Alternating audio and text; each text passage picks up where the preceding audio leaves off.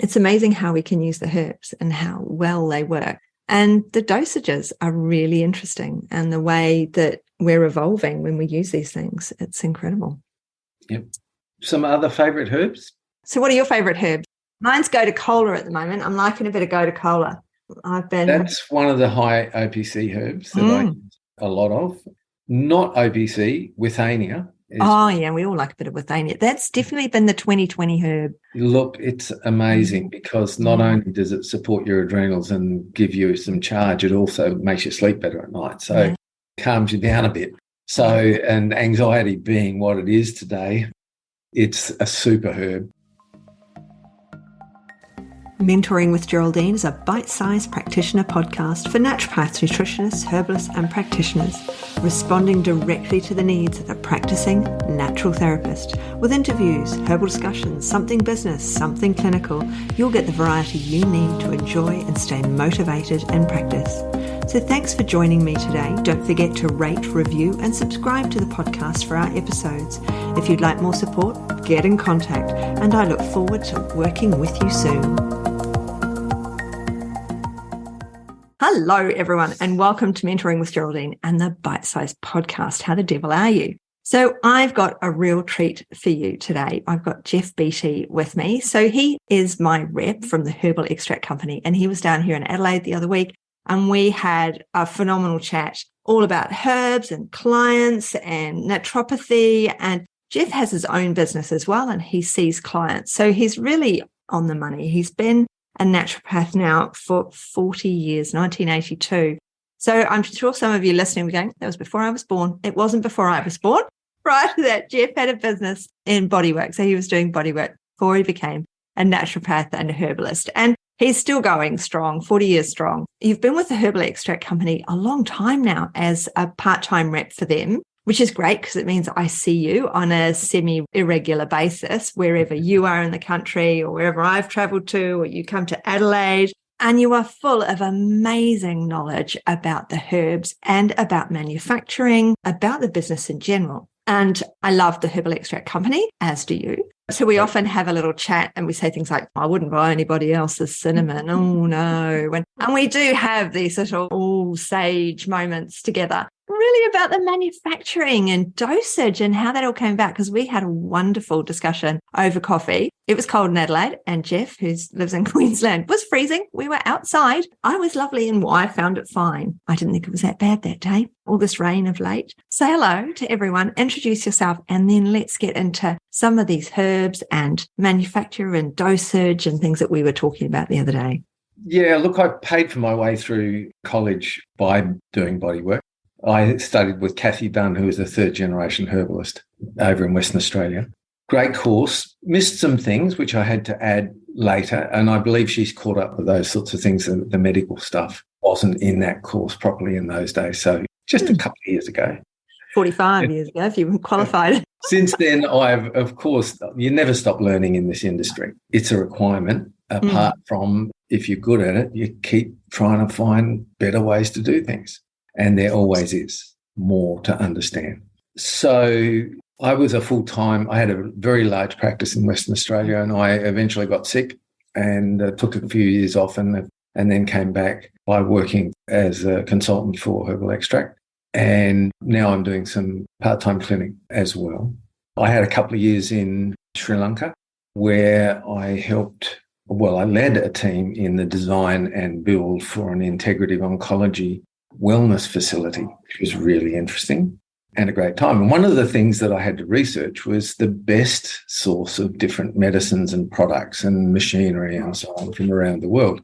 And what was really interesting was the best quality herbal medicine. Guess where it comes from? Australia. There are quite some good ones in Switzerland, but it doesn't surpass what we do here. A few good ones in the States, but America is all over the place. Every state's laws are different.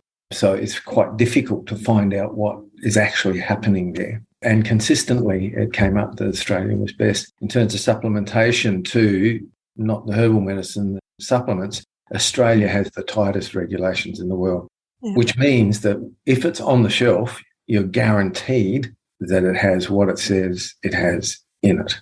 guaranteed. TGA does that. Other countries, that's not the case.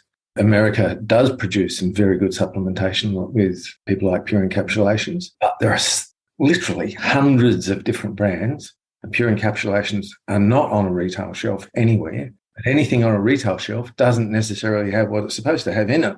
That's not guaranteed in the US. FDA has nothing to do with it. So Australia is the world leader in that area.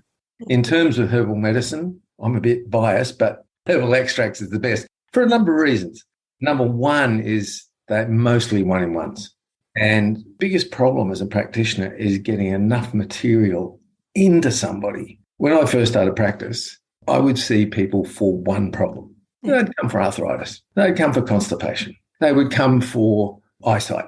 They would come for weight loss. One thing. It's never the case now. They're a train wreck. You're lucky if you've only got 5 things you've got to deal with somebody. Absolutely. Many times more than that. So having a formula that is limited to 4 items is difficult, and you're not going to get very far.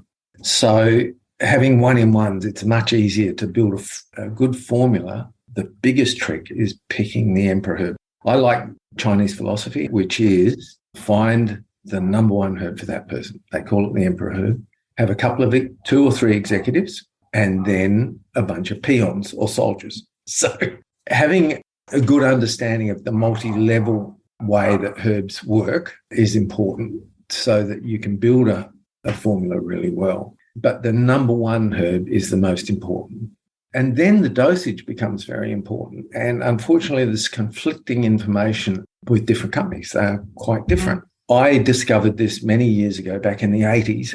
In fact, when I had a problem that required very high dosing, and I used I wasn't with Herbal Extract at that time, and not using their herbs, I didn't know they were available over there in Western Australia. And I used maximum dose of something and then found that I wasn't happy with it. So I went on a hunt. And remember, no internet, 1986.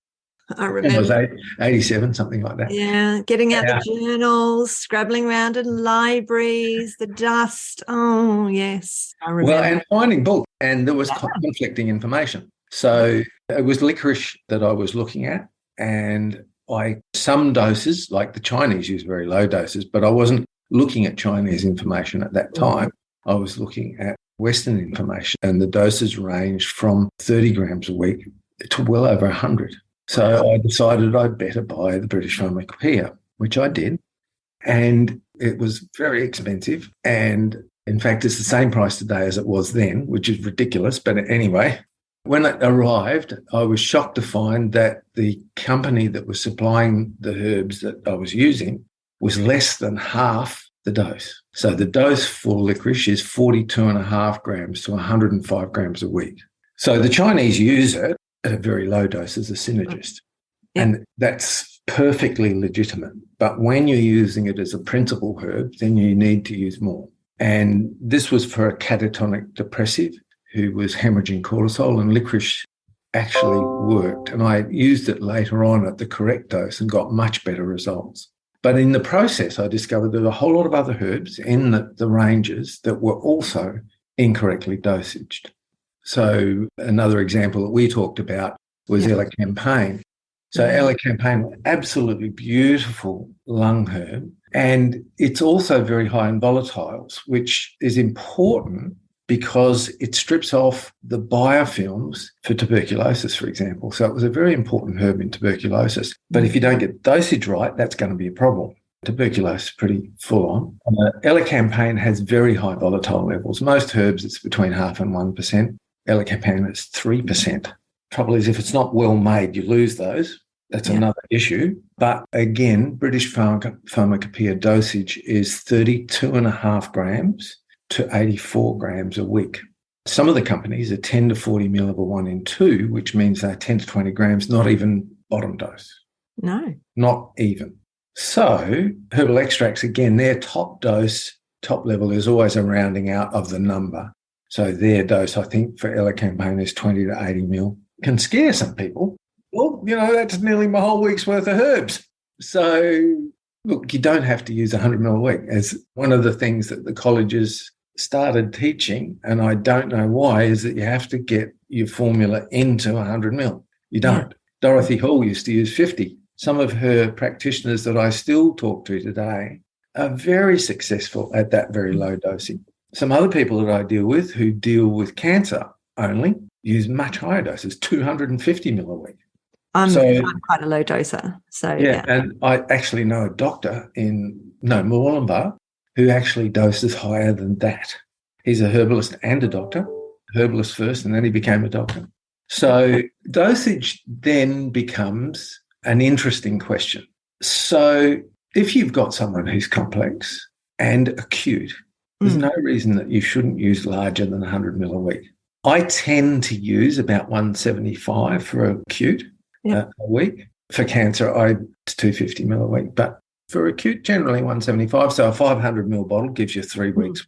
And, of course, once you get to where you want to go, then you can cut down the dosage. They don't need that high-level dose. And, of course, it means that you can get your 7 to 10 herbs in there.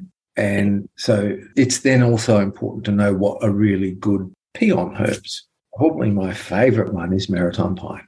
We were talking about maritime pine because it was out of stock for a little while there, and I was lucky and I had some, but it's all back in stock now, isn't it? Yeah. So we're all very lucky to have that one. It's a little interesting story as to why it was out of stock. Lindsay Shum, who is the owner of Herbal Extract, and his daughters are now running it. So he's 6th generation herbalist, by the way. Yeah. He'd done a deal with the New South Wales Forestry Department to where they'd planted maritime pine some years ago, and he was leasing that off them, and he would harvest that every now and then. And, of course, you only use the bark, and the timber was used, but you only use the bark for the remedies. And they got a new manager in, bulldozed a lot. Yeah, wasn't happy. No wonder there was nothing for a while there. Yeah. So, in fact, though, there are quite a few maritime pines spread throughout the New South Wales State Forest. Now, interestingly enough, pine growing requires no chemicals. It's totally organic, wildcrafted. They naturally just grow there. But what they found them for Lindsay, and he went out and harvested, and they were actually bigger and older. So the herbs are actually stronger, which is really good. That's great. Yeah. And there's still plenty of them. So there's no issue with stock. It was just once they bulldozed it, it was a bit of a problem.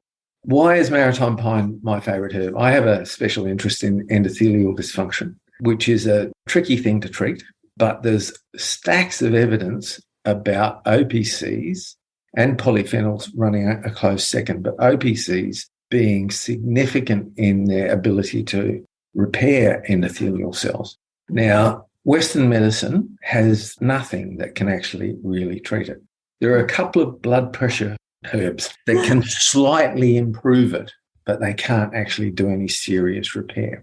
They're all the angiotensin and blood pressure drugs. But OPCs, they have a molecular weight and they range from 162 to 5,500 in the molecular weight. Maritime, and the smaller they are, the more absorbable they are. Maritime pine's range, and it has 37 different OPCs, range from the bottom 162 to 1,100. To put that in comparison, so you'll find all the other herbs that have really great, really low density and low molecular weight OPCs are things like hawthorn and arjuna. Something like grapeseed, which is often promoted to repair the endothelium, it will help, but they're all very high molecular weight. So they're above 1,100 up to 5,000. And what that means is that they require breaking down first. There's a digestive process involved, whereas the very low molecular weight ones just go straight through the mucous membranes into the bloodstream. And so you get a much quicker result and a much better result. Maritime pine being a dose rate of 10 ml a week. Tiny dose, tiny amount you put in a bottle. Yeah. Perfect. And it's around 8 to 10% OPC. So you're talking about per ml, about 50 milligrams of OPC. Now, I do go above 10 ml. Do you? I don't go about 15, so 2 ml a day. But endothelial dysfunction is one of the poorly talked about But it's one of the things we can do a lot about because Western medicine can't do a thing about it. It's the biggest cause of death is cardiovascular disease that we have. It's more than cancer. And we can treat it. Sorry, probably not allowed to use that word. We can support people who have the issue, is I think. That's correct. So we have nutritional support for them. Any herbs with OPCs, anything that says they've got flavonoids in them will help. Anything that has polyphenols in them will help. But your big ones, hawthorn, arjun, ginkgo biloba, maritime pine, gotu kola, green tea, pomegranate, they're all super high, but there are quite a lot of others. Oh, bilberry is the other one. Bilberry has the highest level, but they're not all super low density. So a lot of them are, but not all are. But 25% of bilberry is OPCs. So with 2 mil a day, you're getting 50 milligrams, 2 mil a day, and that's a very low dose. You can do 4, you can do 5. So there is something that brings up, though. So some of the companies have 3-in-1 bilberry. Yeah, I don't quite get that. Yep. So to make a 3-in-1, how do they do it? Because you can naturally, with cold extract process, only get to a 1-in-1. So you either have to heat it or you have to add in powder, or there's a new process called vacuum extraction. I don't know the details of that and what you would lose from that. I know that the first thing you'd lose is volatile oils. Now, with OPCs, that's not going to affect the OPC content, but heating will, and adding back powder will. So I don't know how that works. But there are other herbs where I tend to stay with 1-in-1s or below because I don't know what happens. So if you go to ginkgo biloba, some of the tablets are like 26-1, some of them 50-1, where you've got, I think the Roche tablet is 12 grams down into a 240 milligram tablet. What's happened to all the other stuff? They've standardized against 4 flavonoids, but there are 20. So you don't know what's there. Full spectrum extract for me is much better because I know that everything's there. Yeah. That's the thing with herbal extract, because I visited during one of the bubbles in the last 2 years. I managed to go to the herbal extract company in a bubble, and I got to look around. And in Strictly Education and Sport, there was actually a video of me in the factory just showing some of I wasn't able to video inside very much how it's made and where it is, but that's actually on the Instagram page. There's now a lot of, we can see the vats being stirred. And what was really cool, and what I really enjoyed seeing, was because Lindsay's grandson or great-grandson works in the manufacturing now. Yeah. And so he's there and he's physically stirring these huge vats and then putting the lid back on, which of course saves the volatiles. It's not all being extracted away. So each and every vat is doing its 1-in-1 process. And then some things were sort of cordoned off. Garlic, all the garlic things were off in their own little area because obviously if that touched anything else, it'd just be turned to garlic. And the press, I mean, like when you make your own, you can use like a potato press, or you could all sorts of different presses you can use a little wine press for your mark. But boy, did Lindsay make a decent size press for the mark there, didn't he? Huge thing. It was really amazing going around and seeing the love that goes in, but also going upstairs and seeing the lab, because there's a full lab upstairs. There's scientists upstairs checking everything, and there's a cupboard full of herbs that have been made years ago that are still being tested to see if they're okay. And each batch, there's a room full of one of each batch, and a full lab with 2 or 3 scientists, I think. Oh, yeah. George is such an interesting man. He's a nanochemist, but he loves his biological stuff so much that he's been working for Herbal Extract now. He is brilliant. Proves the quality of the extracts exponentially by his research and the work that he's doing. But yes, they do all the testing there, but I think he has 3 or 4 staff working with him. And anything that's untoward that they can't sort out themselves, it gets sent to Southern Cross University to their lab, where they have much bigger equipment. They have in-house HPLC, PLC, and gas chromatography, I think. But anything more than that, they have to send it out. But yeah, it's really important to search for something like Bacopa is a good example. Holy basil's another really good example. They soak up heavy metals out of the ground. So if they not grown in good areas, they might even be certified organic. Now, hopefully they have been tested, but sometimes they have not. So even something that preceded the organic era is in the ground.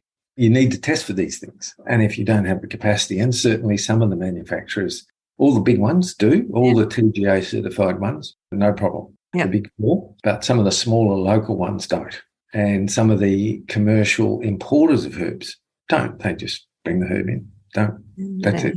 That's the thing with, if it's not, because the Australian stuff, the TGA go in and inspect the premises. They sit heavy in the premises for like a week, going through everything. Did you find it really interesting how many times everything had to be signed off? Everything signed off so many times. And they said it's because the TGA come in and all of it is about proof, but all of it is about evidence that the proof is proof and the evidence is evidence of that evidence.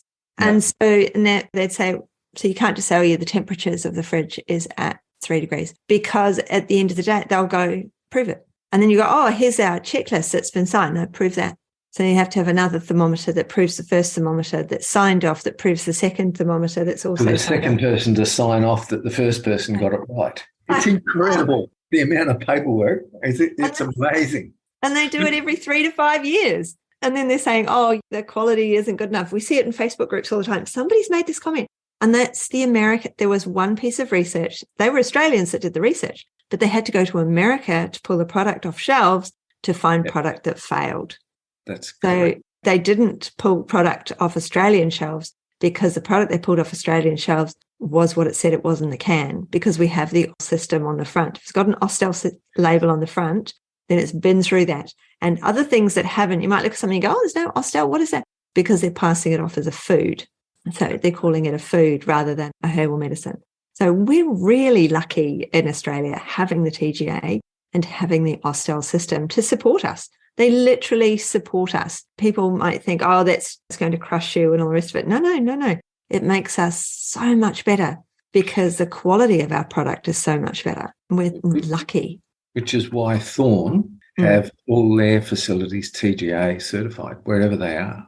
Yeah. They're an American company, manufactured in America and China, but their facilities are TGA certified, and it says it on the label. And they do that because TGA is the best in the world. And what you were saying about the different products, even the cheapest, nastiest product, if it has an Austell number, it's definitely what it says it is. The difference can be the excipients and the quality of the raw material that's used. But if it says it has X amount of zinc in there, it has to have that. Otherwise, it won't get through TGA. And they check. They do. Things off shelves. You've got the Austell, they'll go around and they'll take the things off the shelves. So, I mean, what we say, the supermarket quality isn't as good as, say, the pharmacy quality, which then in turn isn't as good as our quality that we have as practitioners. And I think that the best example of that is fish oil, in that the fish oils, the practitioner fish oils, are of the absolute highest quality. They are highest quality when they're caught, where they're caught, the types of fish, they're small fish, then they've got the processing they go through. Whereas they're cheaper for heavy metals. And they're checked for heavy metals because there is a level that they're allowed to be at, which is actually quite high. So your cheap fish oil has got quite a high level of heavy metal in it, quite a high level of contaminant, because the contaminant limits are quite high. It's like flour. So all flour is allowed a certain percentage of mouse poo in it, for example, because they can't keep mice out. Neither of us eat flour, so we're good. Yeah, that's it. So we can tell the world about the mouse poo and the flour. It's the same thing. There's a percentage that's allowed. They're saying, hey, you can have that much. But within our fish oils, within the practitioner fish oils, as everybody who's listening to this will know, because they will have heard it from their rep who sells fish oils. Neither of us sell fish oils. So neither of us have a stake in the fish oil industry. Yep. But they will say how clean and how purified they are to get rid of that, to have near undetectable levels so that they can, and that's why it's more expensive. Because we've got a purer, better product. Iron, another perfect example. If you buy iron, the cheap iron, got low iron. So you're sent to the shop to get an iron tablet. It's really cheap. Iron costs $10 or something, $8 or something for your little pot of iron. But then the person is constipated and they have black poo and all of the things that go with it. Whereas you go up the steps to the better, the amino acid chelates and all the rest of it, you don't have any of those side effects, but the product is double the price. Still only $15, but it's still double the price to the one that's in the shops. And so calcium's a good example of that too. That's another one. Our cheapest, highly advertised one is calcium oxide. It's absorbed at a rate of 10%. That's all that's absorbable.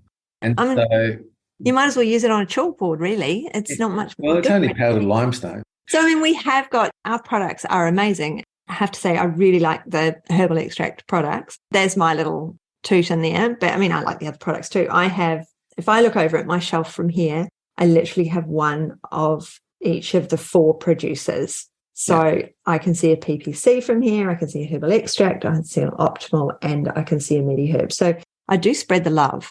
But with each of them, like, as I said, with cinnamon, I wouldn't buy anybody else's. There's definitely some that I would only buy from you, including maritime pine. So there we go. It's really interesting. The dosages that I'm quite a low doser, and yet here we have the opportunity to have much higher doses if we go and inspect and have a look at the British Pharmacopoeia. Well, it also depends what you're treating too. Drop dosing works brilliantly to restore homeostasis. Yeah. It's fabulous. It works a treat. And some of the practitioners that are just amazing. They have incredible businesses and are doing very, very well with it. It's not my mindset. I'm a big doser. But then I tend to see people that need that. So, and here on the Gold Coast where I live, it's a heavily marketed area. There's a lot of free stuff that what people tend to do is they go around and do all the free stuff until they're so sick that they might be prepared to pay for something. And then they might go to the cheapest naturopath they can find and then go. That didn't work either. Off I go. You have got a lot of naturopaths. You've got one on every corner on the Gold Coast, whereas the rest of the country, we haven't got. Well, Northern Rivers is probably more. Northern Rivers around Byron Bay and Narrabimby, there's probably more. Yeah, as many as there are in a flood. I mean, it's just like, I don't do a lot of drop dosing. I do the occasional drop dosing where I have someone who's very infirm or struggling with things. I might start drop dosing. When people are acute, I do very regular dosing. So they will have a smaller dose, but they will have it every hour to 2 hours. So I make a winter syrup every year. I've just given the last 500, sold, didn't give. I handed it to him, which is give, isn't it? But I sold the last 500 ml bottle from the 2022 batch to my mechanic this morning when I dropped off my car. So his family swears by it. And then there's so I make a syrup. I make a huge batch of syrup at the beginning of the season using herbs and all the dried herbs and fruits and things. And it's a regular dose. So there's an acute dosing for them, and it's every hour you have a tablespoon because it's a syrup. It's a homemade syrup. It's not a 1-in-1 tincture. It's a 1-in-20, but it's 1 tablespoon. And they absolutely swear. I've got tons of people who absolutely swear by it. And I start getting contacted in the middle of winter. Have you got any syrup? Have you got any syrup? I'm like, I've just finished the first batch. I'm just on to the second batch. I tend to make 2 batches a year, and I've just finished this year's batch. So next year, come May, people will be going, have you started that batch yet, Geraldine? Because when I make it, it smells like old man's socks. So all the family know that, it's got a really, bit What does that then? Which herbs? I'm not sure which one it is that creates the smell. The last batch I actually made in my pressure cooker rather than it brewing, because I normally have it on the cooker fat because I decoct it because it's a syrup. So I decoct it all. Yeah. So I'm decocting it all up and reducing it all down. So I've been making it on the cooker. But last time, the mechanic, I'd run out, and they've got 4 kids. And he said, we need some. We've run out. And I was like, well, you meant to tell me before you run out. Now you've run out and I haven't got any. And so I made it in the pressure cooker. It was absolutely brilliant. Done in 20 minutes. I was so impressed. But herbs are amazing. Probably retained more of the elements as well. Definitely. I definitely retained more of it. I was so thrilled when I'd done it. I was like, I'm so doing this from now on. It's definitely going in the pressure cooker. It's amazing how we can use the herbs and how well they work. And the dosages are really interesting, and the way that we're evolving when we use these things, it's incredible. Yep. Some other favourite herbs? So what are your favourite herbs? Mine's gotu kola at the moment. I'm liking a bit of gotu kola.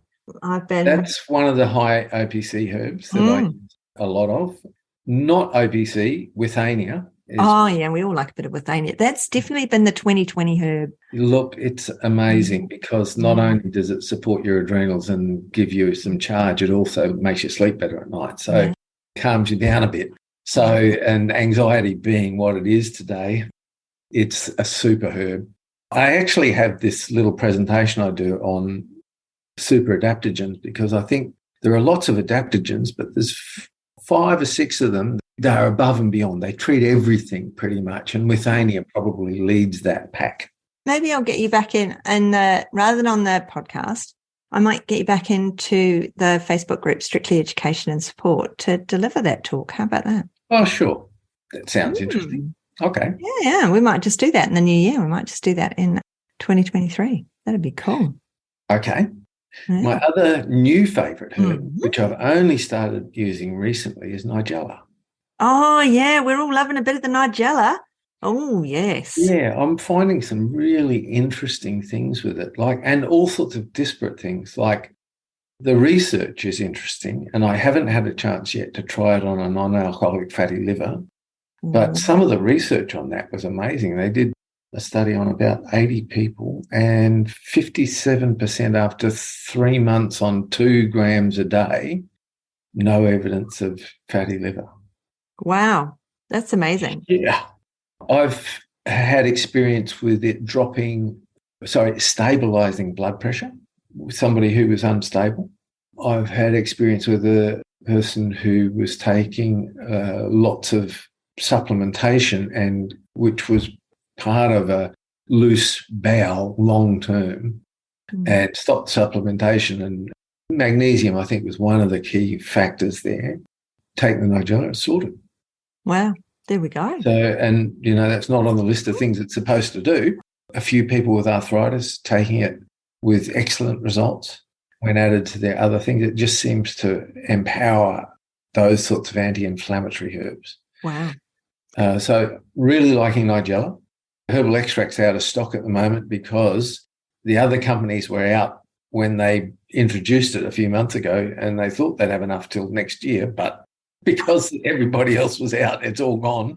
Yeah, it'll be back in a couple of weeks, I think. Yeah, by the time this comes out, the nigella will be back on the shelves, folks. Don't worry about that. Which was kind of interesting. What other interesting herbs? Glossy privet, I'm really liking. Kidney liver tonic. Yeah. But on top of that, it increases white cell generation. Wow. From the bone. So, and it's almost as good as astragalus, but when you combine it with astragalus, it's increased from either one. It's more than both of them can do separately. They seem to potentize each other to do that. So when you've got someone who's very ill, and the cancer people, that's important. So there's some others that are pretty obvious, like Shazandra is really wonderful. Not only does it treat lots and lots of different things, it's phase 2 is... Liver phase 2 is great. Bilberry is always a favourite. Some odd ones like Murapuama. Oh, yeah. I would use that for a while. Yes. I've got a funny story about that. We're running out of time. I have a funny story about that. I was with a friend and I was with a girlfriend with her new child, and we're in a cafe, and another naturopath said, look, I've got to answer this call. Sorry, I've been waiting for it. And another naturopath, Glenys, she said, have you got any Murapuama? I need it for my client. And I said, I have got some Murapuama, but it's at home and I'm sad at the moment. And she got up and walked away with this baby. I thought, well, that's weird. I did say I was answering the phone. And then she came back home and she said, I can't believe you're talking about marijuana on the phone with other people. But nobody can pronounce it. We just sort of mumble it. We just go Murapuama and hope for the best. And she's like, oh, I really thought you said marijuana. I was like, no, I haven't talking about marijuana on the phone. We haven't got time. We're meant to be bite-sized, you see. Okay. We're meant to be bite-sized, and we're going definitely into huge mouthful and possibly a full dinner right now. Murapuama is erectile function, but also female sexual function. It's also anti-cell Cholestyrinase, a bit of a mouthful, anti-acetylcholinesterase, which is really interesting. So good for the brain and the nervous system. And as a sexual support, it doesn't work cardiovascularly, it works on the nervous system. It's the only herb that I know that does that particularly, or Damiana does, but this seems to have a much better result than Damiana. I think Damiana works because it relaxes people. Yeah, probably. Like passion flower has evidence. I don't know if you've ever seen the study. It's really interesting. It's about the mounting behavior of rats and that on dosage rates of passion flower, that at 75 milligrams, it increases their mounting behavior. At 100 milligrams, it increases their mounting behavior. At 150 milligrams, it decreases. It's because they go and lie down on the couch. Yeah, they go for a little relax. They've had their mounting power. Now they need to chill out and smoke the post-coital cigarette. They're kind of funny, though, that a certain amount of relaxation is good. Over the other side, that's right. But Mirapuama is a really interesting herb because of that. And, of course, there are a lot of other things. Endothelial function is the main thing for sexual dysfunction. But it's one of those beautiful support herbs that you can put in there, along with the super adaptogens. Very cool. Right, we're going to have to wind it up there, and I will definitely have you back because it's just amazing talking to you. You are a font of knowledge. You'll be back in the new year, sharing your knowledge. And Happy New Year, everybody. Happy New Year to you, Geoff. Cheers. Thanks so much for joining me today. Don't forget to rate, review, and subscribe to the podcast for the weekly episodes. If you'd like even more support and learning, then the Academy is for you. Here you'll find part 2 of the herbal discussions, more clinical learning, and case studies to support your clients in practice. Bye for now.